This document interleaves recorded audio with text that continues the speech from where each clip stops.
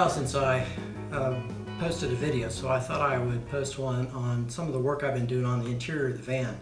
I had hoped to have it finished, but it's not going to happen. So this is basically a progress report for the interior of the van. But this video does, I think, more than maybe any of the others, emphasize the differences in my build from what I see from a lot of other builds. My build is very experimental. It emphasizes really being lightweight because the materials that I'm using are aluminum, foam board, and cloth. So aluminum for the structural components, foam board to provide insulation, and also some structural capability, moldable structural capability, and then also the duck cloth or jungle tent cloth, which I'll use to cover everything eventually to make it all look nice. And I guess I want to emphasize that I'm doing this as an experiment. I haven't done it before, so I'm trying things out, and I hope that will help you. Some of the things I'm quite happy with, other things I may just tear out and redo completely. A lot of what I'm doing now is based on sitting down and really trying to think through what all my needs are going to be. Go through my whole day. What kind of stuff am I going to lay my hands on? Where am I going to put it? Where am I going to store all of the things that I need to store? And even in some cases, I think I'm providing probably more storage space than I'm going to need. But my philosophy is if I have too much storage space in there, too many cabinets and things, it's easy to take those out. It's easier to take them out or reduce them in size than it is to make them bigger or to put them or to fit them in. So that's what I'm going to do initially. We'll see how it turns out. I'm having a lot of fun. I'm doing different projects, some of them halfway, some of them 3/4 of the way, because I run out of materials and I need to go to the store and maybe the store is closed, or I want to minimize my trips out because of the situation, COVID, etc. So I'm just plugging along here, but I hope you can benefit from what I've done, maybe some of the good things I've done, maybe some of the mistakes or the things that you don't like, that you thought about doing for yourself. So in any case, I hope it's valuable to you. So the idea here is to cover this wall with foam board and mold it to the shape such that I have a foam board insulation and I've got some structural component to it. In the meantime, I'd like to put in a couple of shelves. I'd like to put in a shelf over this back upper panel, and then maybe take advantage of a few of these cavities here to create a couple of little cubby holes. I've found that cubby holes are really important. And then to be able to mount my electrical panel there. So first I got some paper and I cut it to the approximate dimensions and stuck it up there with some tape and tried to trace it, and did as best a pattern as I could. And then I did the same thing with some cardboard, because this is a really very irregular shape. And then I started cutting out the foam board piece using my hot rod there, and got that completely cut out, and my final result didn't look too bad. So there are a few things to notice here. One is that I had to cut around this bump by the door panel. Not quite sure what that is, but maybe that holds the locking mechanism or something for the door. And then my cables, there was no way I could route my cables all the way inside the panel. So I knew they were always going to have to rest on sort of on the outside of the panel. And my idea was to configure them such that they occupied that slot in the insulation so that it wouldn't stick out too much. I also installed the thermostat control for the heater up there. I left space to build a cutout for a shelf, and then I created a couple of little cubby holes, as I mentioned previously. I made some cubby hole boxes out of some leftover aluminum siding that I had left over from my roof rack build. and then I poked those into the holes. Now eventually I cut off those ears and I created a nicer looking miter cut using angle aluminum. Then I went over to the other side of the van, and there are a few things that I had to deal with there. First, I had two electrical panels that I had to put in, and they had to be offset from the side of the van to accommodate all of the stuff behind the panel. And I had a big hole in the middle there, which was there to accommodate basically the way my cabinet slid back into the wall, making room for my Berkey water filter type arrangement, and as I said, just sliding my cabinet back into the wall. The other thing that occurred to me later on was I probably should panelize this even more, because I have a water pump hiding behind that panel to the left there, under the left electrical box that I use for my shower.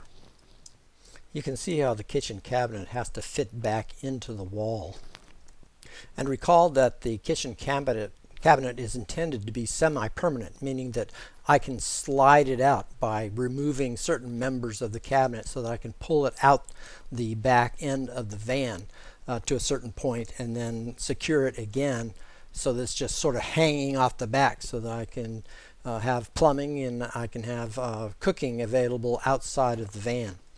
So the basic idea here is that after you have the foam board fitted to the wall, then you paint it with Glidden gripper or some kind of a heavy primer, and you overlay it with nylon mesh, and then you paint it again and that stiffens up the wall, and it creates a surface. Now remember that the ultimate aim is to put jungle tent cloth, or they call it duck cloth, over all of these interior spaces so that, you know, when it's finished it will look nice.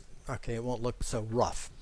Now, one of the problems that you have when you're doing this is that when you're putting on the mesh is you create bulges in the mesh, especially at the corners. So if you take your hot iron, you can basically smooth over those bumps, and to melt that nylon screen down, make it flush so that you know, those big bumps disappear. The next issue I had to deal with was all this claptrap associated with the space heater. And you know, in my original design, I really didn't want to put the heater there. I wanted to put it out of the way so it would have place for my feet, you know, when I was sitting at the kitchen cabinet there. However, there was no other place to put it, so I was stuck with putting the heater here, and then the carbon monoxide and propane detector is in that little box right in front of the heater.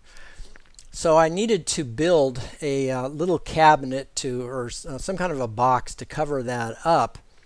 And then I also realized, after I'd done a detailed inventory of my needs, which I constantly do, trying to figure out if I've got enough storage or too little storage or whatever, and I decided that I needed a space to put a few pots and pans. So what I decided to do was design a box that would accommodate those two needs. This is what I came up with. Now note that hose in there, or the vent pipe, is essentially intended to connect to the output of my heater and vent hot air into the cabin of the van. And then also down there's an inlet vent to pull in presumably cold, fresh air into the heater.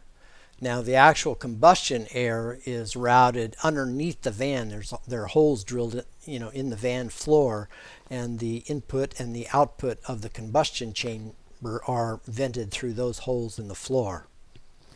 Now remember that the kitchen cabinet is intended to slide over this cabinet.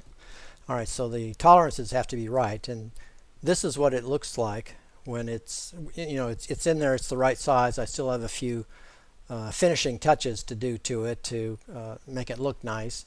Maybe put some duck cloth over it and smooth it out a little bit. Put a door on it. But that's sort of the cabinet that stays in the cabin, and the kitchen cabinet slides over it so that I can pull it out, the kitchen cabinet out. The next thing to work on were the kitchen drawers. And again, this whole endeavor is experimental. And these kitchen drawers are made of chloroplast, which is a plastic coated cardboard. And the advantage of it is that, one, they're very light, two, they're very durable, and three, you can make these very easily to any dimension that you want. All right, so I thought I would try these out. I haven't quite decided yet how I'm going to face these, but I may just end up putting duck cloth over the whole thing with magnets at each of the four corners to cover it. And then if I need to, I'll figure out, if that's not secure enough, I'll figure out how to make it more secure. And here's the inspiration for my boxes. Basically, this was a box that we got with some Christmas gifts or something in it. And I noted the folds in this, and then I decided to use this as the pattern for my own boxes, folding them over and gluing them with appropriate little reinforcers to create the boxes. And as I said, the advantage is that you can make these any size you want, which is really pretty cool. Now, one thing I'm thinking about is how to finish these off. As I said, maybe using duck cloth, and I might reinforce that bottom row. I really hadn't intended for those bottom drawers to stick out that far, because originally that's where my knees were going to go. But when I decided that my heater cabinet had to be there, then basically I had no reason not to extend those drawers all the way out to the edge of the cabinet, or at least near the edge of the cabinet. So I need to do a little bit more work on that to maybe reinforce those bottom drawers, create a surface or some more surface area in order to attach my basically my covers over the drawers. Another thing to remember is that every one of those drawers is supported on the bottom by a cross piece. So I'm not counting on that chloroplast to bear the full weight of the drawer. It might collapse in the middle. I wasn't sure about that, so I made sure that there was a member across the middle of every one of those drawers, so that I shouldn't have any problems with weight considerations there, I don't think.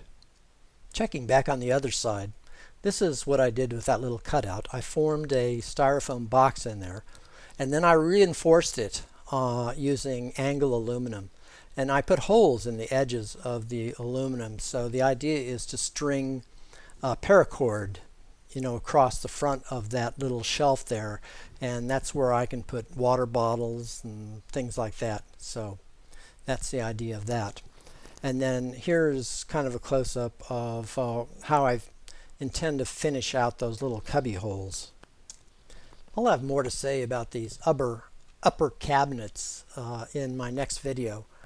But these upper cabinets, as you'll see, they're going to be framed with aluminum angle, and then I'll insert foam board sides, and then I will cover the front of them with my jungle cloth. So that's the way those are going to work, and I'll have more to say about those in the next video. So for now, I think that's it. And as I said, this isn't the end of it, but hopefully you get some idea of where I'm going.